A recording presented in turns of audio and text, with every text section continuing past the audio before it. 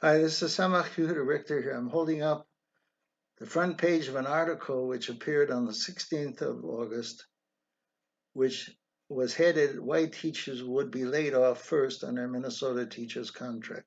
And of course, we're talking about the Minneapolis public school system. And then I made a comment on the top where it said, is this another form of apartheid? I know about apartheid.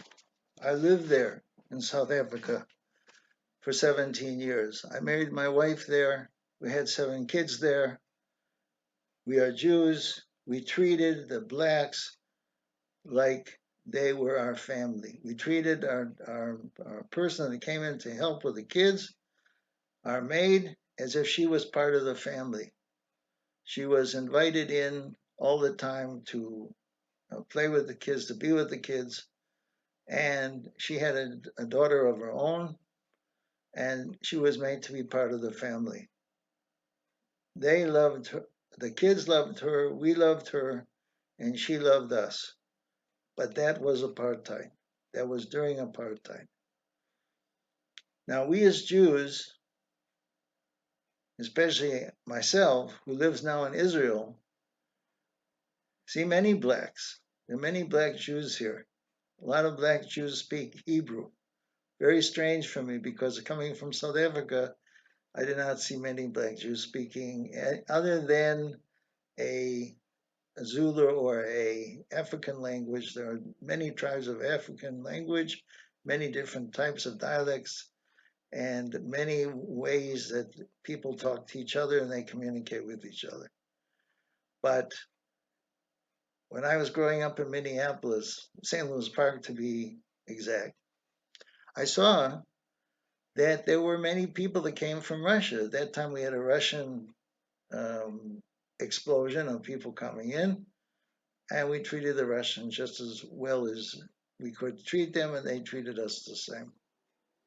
Unfortunately, in Minneapolis, we have an element now that is against Israel. There's one lady in Congress that decided when she first came in, instead of praising the people in Minneapolis in her district, she attacked me and my fellow Israelis and told everybody that Israel practices apartheid. And she knows absolutely nothing because she had stories from her grandfather. And that's how she um, came up with such an idea that Israel practices apartheid. No, Israel doesn't practice apartheid, but now, thank you very much. You are getting a taste of what apartheid is like in Minneapolis, especially if you're a teacher. Because if you're a teacher and you are white, you now will be experiencing what that lady was talking about that she accuses Israel of. But that itself is not true. Israel does not practice apartheid. I've lived here for 26 years and there's no apartheid practiced here. Only thing that we have from the Palestinians are constant threats that we ourselves have to live under every single day. And that's not fair. So, as far as the school system in Minneapolis is concerned, I would say to all Jews who are living in Minneapolis, especially the teachers that are white, that you are now being subject to a different type of law. I had a cousin who was a teacher in Minneapolis. He worked there for many, many years, 30 years to be exact, 35 years when I knew him. And he was always proud of his tenureship. He was always proud that he'd go back to school and the kids would love him. He would love them. And he was never worried about his job. He had tenure. Now this is totally changed because of the different set of laws, which are, may I say, based on the color of your skin, which have nothing to do with the knowledge that you bring as a teacher.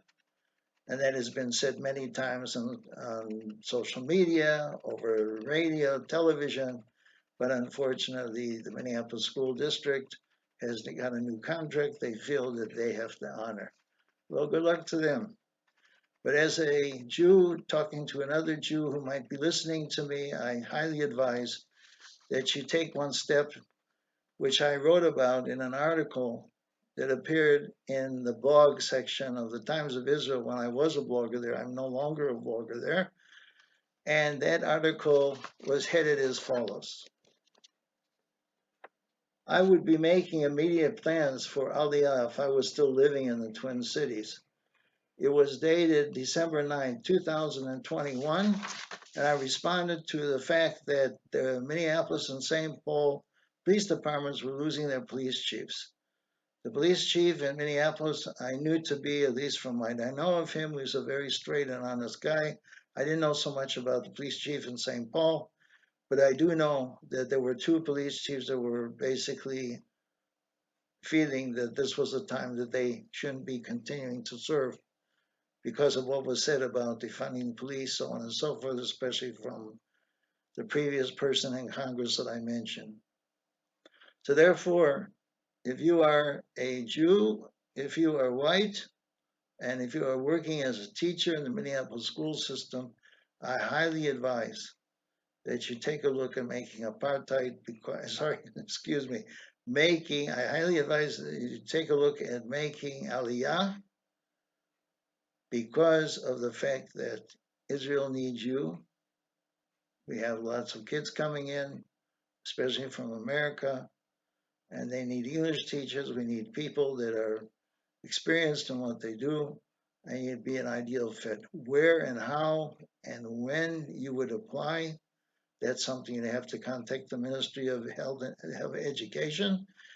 But I am positive there is going to be a massive increase of demand for teachers, and I would assume that that would be something that you would be able to follow. The only difference is, the only recommendation I would make is that if you're serious about doing it, that you should look into learning to speak Hebrew, because even though you wouldn't probably need it in a classroom of English-speaking kids, you would need it to deal with the government agencies and various other things, and that would be a big added plus before you get here.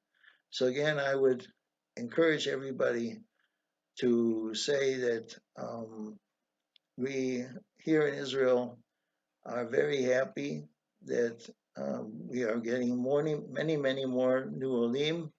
New people are coming here every day.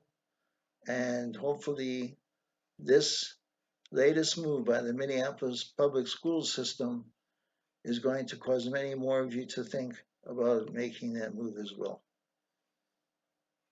Thank you very much for listening. Call 2.